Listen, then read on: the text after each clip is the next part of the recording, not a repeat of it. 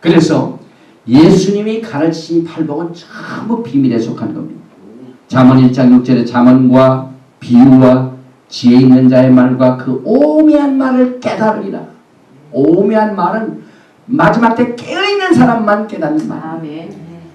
그러니까 이스라엘에 관한 것을 모르고 예수님을 알 수가 없고 이스라엘에 관한 운명을 알지 못하면 예수님이 언제 오시는가 시간을 모릅니다.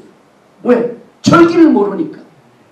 전부 이스라엘을 통하여 예수님을 나타내 주셨습니다. 그래서 이렇게 절기가 중요합니다. 절기는 예수님의 구속의 사역에 대한 역할과 또 때와 또 삶이 거기에 있습니다.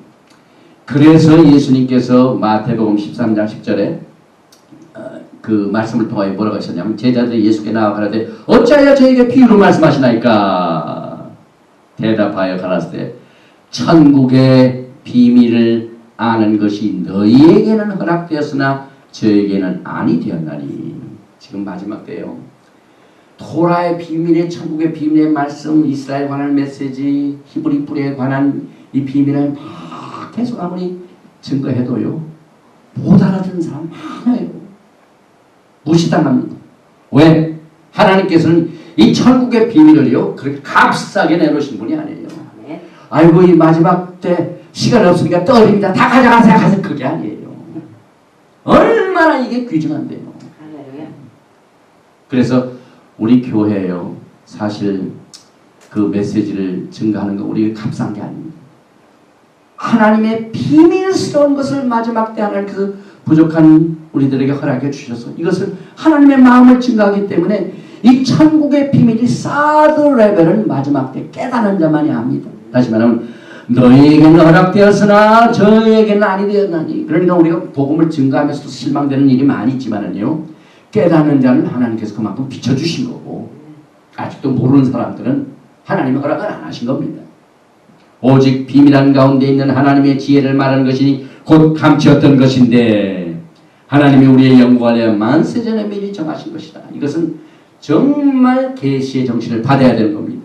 그런데 이 토라를 보면은요 예수님께서 산에 올라가시고 무리에게 많은 사람들에게 말씀을 가르친 것을 뭐라고 했냐면 그 무리는 에브라임, 요셉의 아들 가운데 마나사와 에브라임이 있죠. 그런데 요셉은 애굽에 가가지고 사실 12지파 중에 이 요셉은 이방인에서 나갔기 때문에 거의 이방 사람들과 같이 되어버렸어요.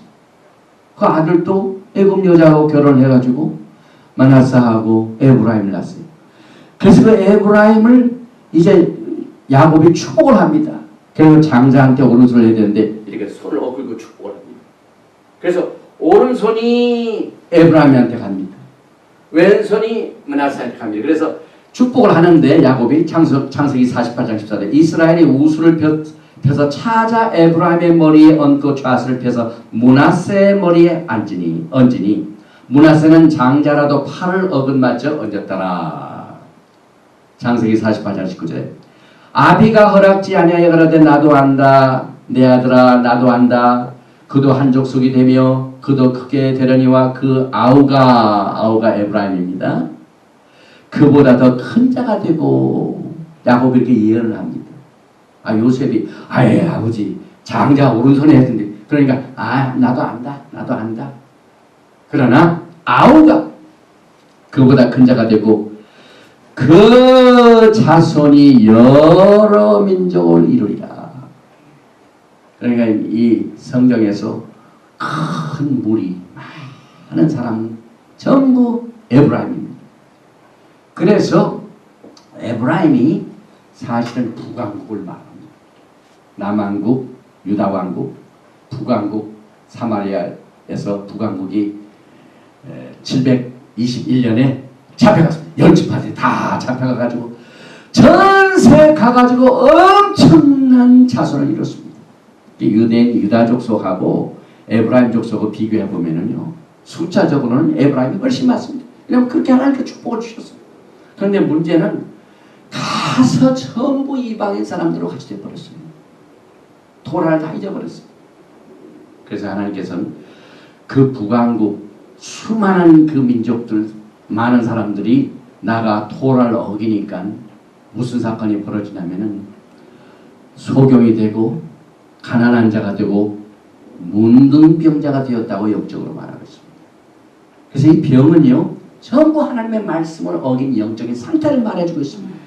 그래서 벙어리, 소경, 절름발이, 가난, 문둥병자, 마른 뼈들, 가난, 극빈자, 고난당한 자, 병들고 상처 입은 자, 간음한 여인, 부정한 여인, 열국에 팔린 자, 북왕국으로 먼 데로 고로 잡힌 자, 남왕국으로 가까운 데 잡힌 자, 이 모든 것이 예수님께서 전 세계 하나님의 백성들을 전부 모아가지고 메시아 왕국을 세우시는 이 사명을 가지시고 산에 오르셔서 복음을 전하십니다. 우리는 종례예요. 예수님께서 팔복강이라 해가지고 팔복강의를 저도 많이 했는데요.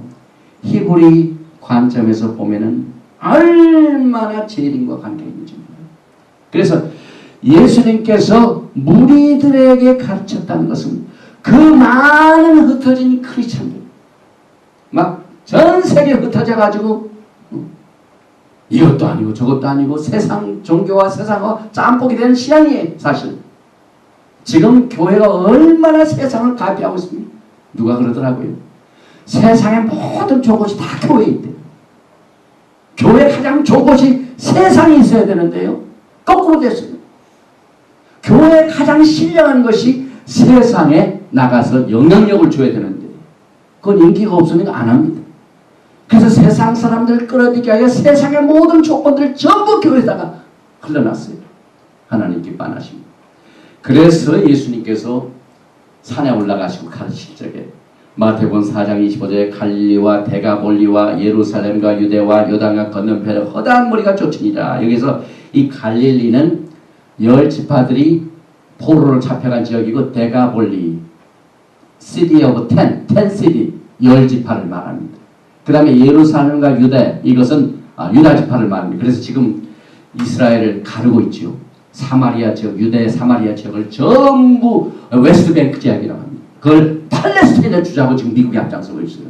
그러니 하나님께서 얼마나 정말 마음이 아프십니까? 그래서 예수님께서 무리를 모시고 지금 도란을 따는 수많은 하나님의 백성들을 보시고 산에 올라가 앉으시니 제자들이 나온지라 입을 열어 가르쳐 가라사대. 그래서 예수님께서 팔복 주신 그 팔복을 주신 산에서 가르친 메시지는 전부 토라를 떠난 이방인 크리스천들에게 주신 말씀입니다. 물론 유대인들에게도 주시죠. 첫 번째로 예수께서 가르치시는데요. 심령이 가난한 자는 복이 있나니 천국이 저희 것이며 천국의 비밀이라고 그랬죠. 하나님의 천국의 비밀은요. 천국을 소유한 자는 첫째로 심령이 가난해야 돼요. 겸손해야 돼요.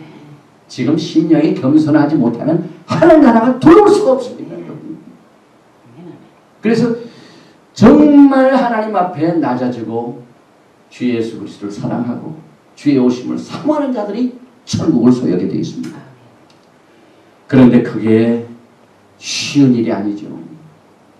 그 심령이 가난하다 보니까 얼마나 울고 싶은 일들이 많이 일어난지 모르겠어요. 그래서 우리 주님께서 시편 126편 1절에 여호와께서 시온의 포를 돌리실 때 우리가 꿈꾸는 것 같았도다.